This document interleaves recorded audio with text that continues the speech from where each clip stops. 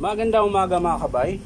So meron po akong estimate dito mga kabay. Ayan, 39139. Makita po ito mga kabay na circular. So ayan, ayan, nakasaksak po yan mga kabay.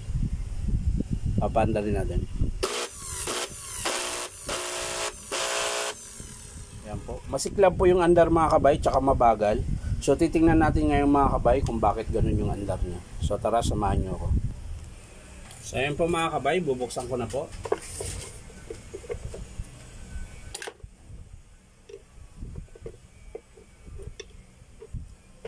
Yung carbon pala mga kabay, di ko nakalas, baka mabalik.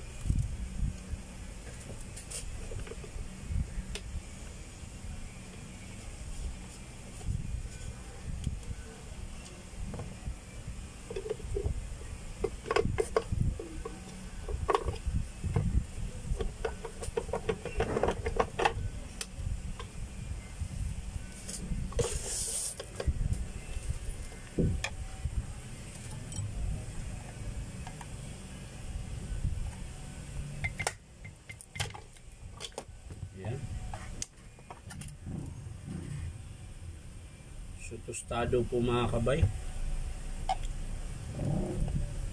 pati field coil.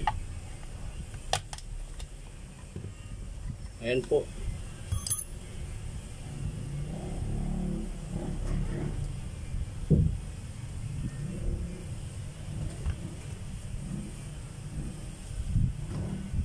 So ayan po mga kabay, papakita ko lang po sa inyo.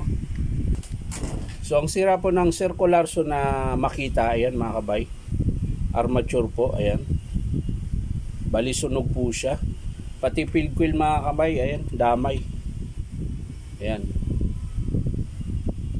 Ayan, sobrang gamit po ito mga kabay, tuloy-tuloy. Kasi wala naman po siyang hindi naman po siya sumasayad sa armature. Ayan, oh, hindi po kumintab yung armature, oh. Ayan. Ito pala mga kabay, ito, baka magtataka kaya kung bakit may bawas po yan.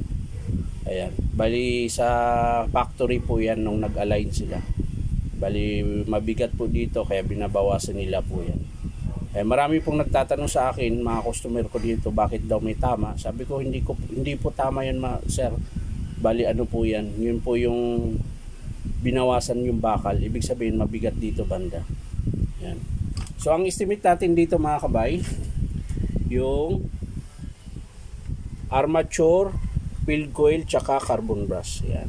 So hindi ko na ipapakita mga kabay kung paano buuin. Papakita ko na lang sa inyo mga kabay kapag in-approve ng customer. So yan lang mga kabay, maraming salamat. At syempre mga kabay, huwag nyo pong kalimutan na mag-subscribe sa aking YouTube account na Inom Tabay. So maraming salamat. Bye bye.